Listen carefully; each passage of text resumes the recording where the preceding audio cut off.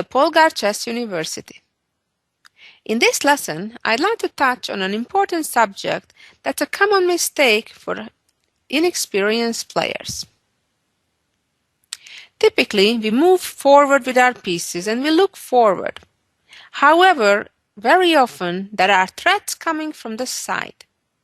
And believe it or not, even quite experienced players, masters, or once in a while even grandmasters forget about threats that come from the side compared to coming from in front of us or behind us.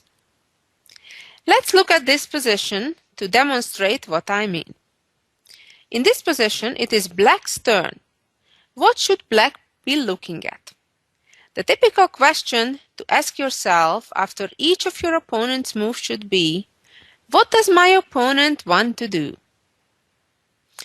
And that should be directed at first, is there a threat to my king? Is there a threat to get checkmated? Well, if we look at this position and look around the Black king, we can see that it's completely safe. It has a number of pieces, pawns in front of it. And also there are no white pieces anywhere in the neighborhood threatening the king. The second thing we look for is if any of the pieces are under attack. So in this case, the question is, do any of the white pieces attack any of the black pieces? And if we answer that question correctly in this case, we'll notice that the white queen indeed is attacking the pawn on a7. However, that same white queen also has a second threat as well. And that's the one that people sometimes tend to forget, especially if it's from a distance far away like this. So the bishop on g4 actually is the main target. Now, in such situations, there may be two scenarios. One, that we have no choice. We need to choose to give up one or the other piece. If that's our only choice, typically, we want to give up the lower value of the two, which in this case is, of course, the pawn. However, ideally, it's best if we do not need to lose either of them. And in this case, Black can accomplish that by trading the bishop for the knight. That's called also an intermediate move, or as it's being used in a chess slang, the German word being Zwischenzug. In this case, White, of course, will not go for the pawn and lose a knight, but rather capture the black bishop. But in that case already, Black saved the bishop and has the time, if he chooses to simply move the pawn away from the attack. Also, White's pawn structure has been seriously damaged along the way. It would be a big blunder to worry about the pawn on a7 and playing a6 right away, because then the queen would capture on g4. Let's move on to a next example on the same subject. Here we go. White has just moved his queen to h5. Again, we need to have developed the same thought process as I mentioned earlier. Namely, what does our opponent want to do? So if we're looking at the position from Black's perspective, we need to see what White's plan is. It's important to notice the cooperation between the white bishop on d3 and the white queen on h5, which is the square or the target that both of them are attacking at the same time. If you look carefully, we'll notice that it is the pawn on h7. And of course, it would be a lot more than a pawn. If indeed the white queen would get to capture that pawn, that would be checkmate. Even if at this moment the black rook, for example, would move away, attacking the white bishop, that would be a blunder because that would still allow the white queen to capture the pawn, and when the black king tries to escape, will not go too far because the queen would arrive on h8 and give checkmate. Now, in addition to white threatening the checkmate, which is great that we noticed, we'll need to notice that there is also a second threat. And again, that second threat comes on the 5th rank, namely the queen is targeting two things at the same time. So therefore, if black chooses a natural move, such as g6, which also would attack the white queen, then the white queen would simply capture that knight and win a piece. So the question is, in this position, what is the move that at the same time saves the knight and prevents the checkmate on h7? I suggest you take a couple of minutes, if it takes you that long, and try to figure out what's that move that saves both problems. Then come back and listen to the solution. And the solution is, black needs to play f7 to f5. What happens now is that that very pawn, which is completely safe on f5 because another pawn protects it, it's in between the queen's attack towards the knight as well as the bishop's to a7. So therefore, black now is completely safe, and in fact, black is a pawn up. Okay, we're ready now to move on to our next example.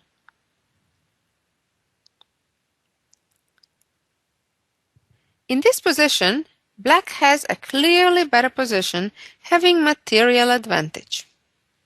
However, white thought of a tricky idea, namely, to capture the pawn on f7 with the bishop, based on that if now rook takes bishop, then black would have a weakness on the back rank.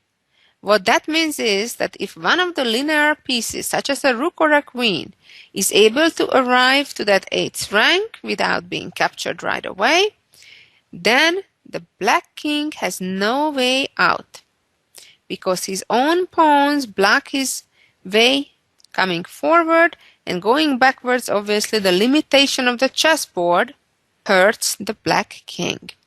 Black can delay checkmate just by blocking the attack with the queen and then the rook, but of course it will not change the outcome of the game. So, assuming that we're playing with the black pieces, after bishop takes f7, what should black do? Well, black has a number of good choices, but the main thing is, again, to realize what does our opponent want to do. And it seems that action is happening on the king's side and around the black king. However, white, in a tricky way, created another threat, and namely to attack the rook on a2. It's very important to look around because some of the pieces, such as the rook, the bishop, or the queen, have a very long range power. So even though they seem to be in totally different parts of the board, a bishop can attack something in another corner. Now, would it be a good idea for black to play, for example, queen f6 and offer the exchange of queens, in view of that if now the bishop captures the rook, then queen captures queen? No, that would not be a good idea, because here white would trade queens first and then capture the rook. So going back to the position after white capturing the pawn on f7, black can choose from two good choices. One is to simply advance the pawn to c4 and block the attack of the bishop, Or the other one would be to move the rook away, for example, to e2. And here, black simply maintains material advantage, having a rook, an extra rook versus an extra bishop of white's, which is a 2-point advantage. And we are ready for the next example. Here we go. In this position, we see that white has a queen, while black doesn't, which is great. However, black has a rook and bishop. We have seen similar examples in some of the previous lessons that when a pawn is on h6, that indeed can be something very dangerous, especially if a queen is able to appear on f6. It can create a very serious checkmate threat on g7. And again, what we need to remember is a long-range piece hiding in the corner. That bishop normally is not there. Usually you keep your bishops on your territory of the board. The rare situation when a bishop ends up in the corner typically happens when a bishop captures a rook there. And that's what happened here too. So, what we have to be careful here about from white's perspective is not to play that very tempting looking move, queen f6, trying to checkmate, because bishops indeed move backwards as well, and that would be a sad awakening. So, going back to this position, let's think what would be the best option here for white. Well, this is something called preventive tactics. And in this case, white's best choice is to cut that bishop out of the play by playing c3. A very quiet and peaceful looking move, but a very powerful one at the same time. At this stage, white is indeed threatening to move the queen to f6 and then checkmate on g7. Another threat white may develop is to trap the bishop in the corner. For example, if that queen would go to e3 and then c1, that bishop could get also trapped. Of course, the primary threat is queen f6 and then queen g7, which really black cannot quite successfully defend against. Let's move on to our next example. Here we go. In this position, it is black's turn. Looking at the position, we can notice that white has a back rank problem. That means if black succeeds to get a piece somewhere on the first rank, that would attack the white king and the white king would be in trouble. However, not quite so.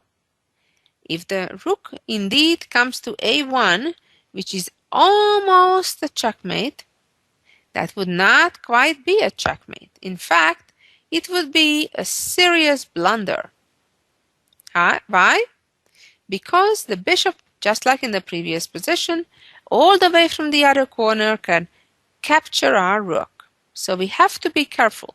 When we see a good-looking move, we need to double-check that indeed there is no danger and it is indeed a good move. What should black do? Well, it's a real simple move. Black should just capture that bishop and gain material advantage, and now indeed black is threatening to checkmate. Naturally, white will have the time to simply open a little window and keep fighting.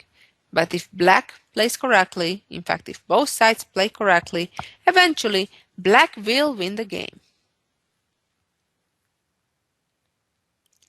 And let's see our next example.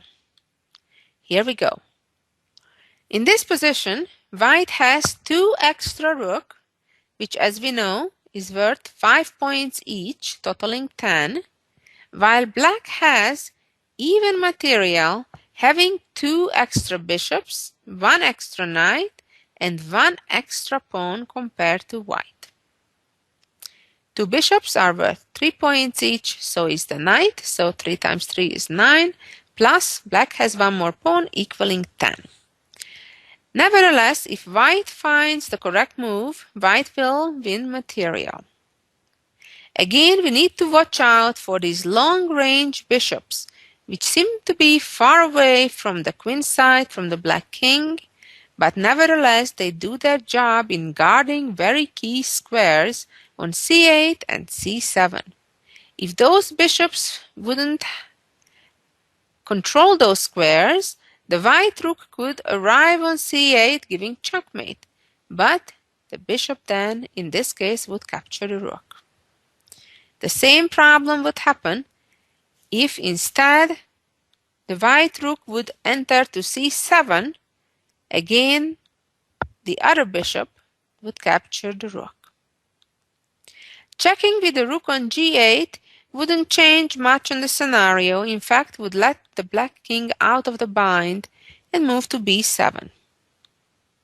So in fact, in this case, after noticing why advancing with the rook to the 7th or the 8th rank is not the right choice, it's important to look for a new target, and that is relating to the skewers, which means that these two bishops are on the same file and therefore can be attacked. White attacks directly the front bishop, the one on h2, and if that bishop moves away to most of the squares, then the one on h3 would be falling by rook captures bishop. But what happens if black instead moves the bishop to e5, counterattacking the other white rook on g7? Then white can use a tool called an intermediate move. Instead of capturing the bishop right away and losing the other rook, white will give a check, and while black is busy reacting to the check, for example moving a king out of it, then already the white rook can safely capture the bishop on h3 and gain significant material advantage. And now let's see two little short games. Here we go. Here is the first one. The game started with a Sicilian defense, and white played a bad move. Moving the queen out so early is not a good idea generally, as we shall see also in this example. However, it's a tricky move because it immediately creates a threat on the 5th rank to the pawn. However, threats that can be defended against with natural developing moves in the opening are rarely dangerous. In fact, it can be counterproductive by putting the queen on a wrong square and in a line of attack. Here black has several good ways to go. One is as they continued in the game.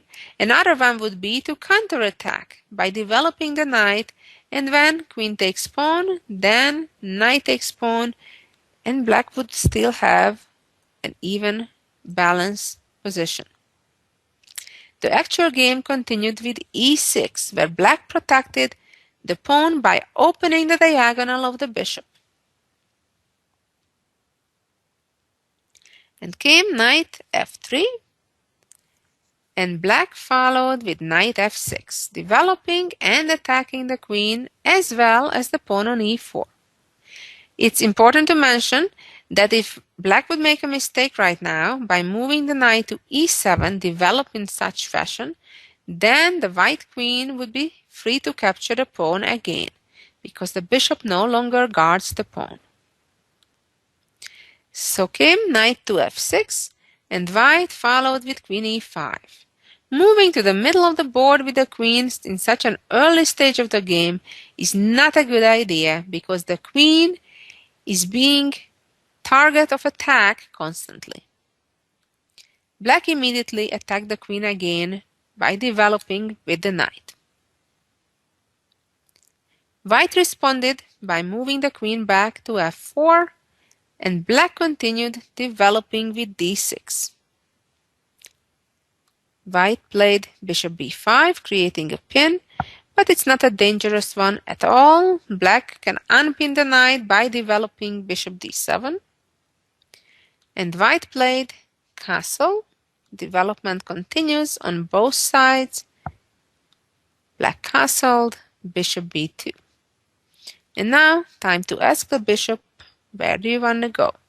If bishop would trade for the knight right now on c6, that would be a trade for bishop for knight, which typically favors the side that gives up the knight versus the bishop. Unless you have some kind of immediate gain out of it, it's better to keep the bishop on the board than to trade it off. Bishop retreated to c4, which is not a very fortunate square because it steps into another potential attack, and black played b5. Bishop retreated to e2 and came e5. And here white is already in a very difficult position, but made an immediately losing move, losing material. If the queen would have moved to g3, even worse, because knight captures pawn, and not only that white lost a pawn, but in addition the queen is trapped. Amazing. The game continued with queen h4, and now the problem is that the white queen is in the air of a discovery. The black knight can move now, jump even to squares where normally it could not without losing material. The knight moves to d5. And with that, the black bishop all of a sudden attacks the queen. If the queen goes to h5, knight moves to f4, and if you look carefully, there is no safe square for the white queen. White continued with queen to g3, and then came knight f4. A harmless looking move, attacking the bishop, but the point is that if the bishop moves away or it gets protected, black actually again traps the queen. A very instructive game that shows why not to bring the queen out early, even if it seems that it creates temporary immediate threat. And finally, let's see the last example of this lesson. Here we go. I'm going to show you a very typical opening line in the queen's gambit. White here temporarily sacrifices a pawn. It is possible to capture it, but typically white gains that pawn back quickly if they choose to. e6, knight c3, knight f6, bishop g5, knight e7, knight develops, and e3. These are very common standard opening moves. And here there is a line called the Cambridge Springs variation with queen a5. And one of the main ideas of this line is to create a pin on one hand over a white knight on c3. Also on the following moves, in many lines the black bishop would come to b4, putting further pressure on that knight on c3. And therefore, one of the main lines for white is to play knight d2, to unpin the other knight on c3. However, now black can take on c4, which is a tricky move, because now if white would recapture, all of a sudden, boom, there goes the bishop. Would not be fun. So therefore, at this stage, white better off trades first and then recaptures next. Of course, this is well playable for white, but this was just to demonstrate how you have to be very careful from attacks coming from the side. Well, hopefully this lesson will remind you during your games that threats can come not only from the front or back, but sometimes only from the distant side. Thank you for listening. Be back next week to learn some more chess goodies. Take care until then. Bye-bye.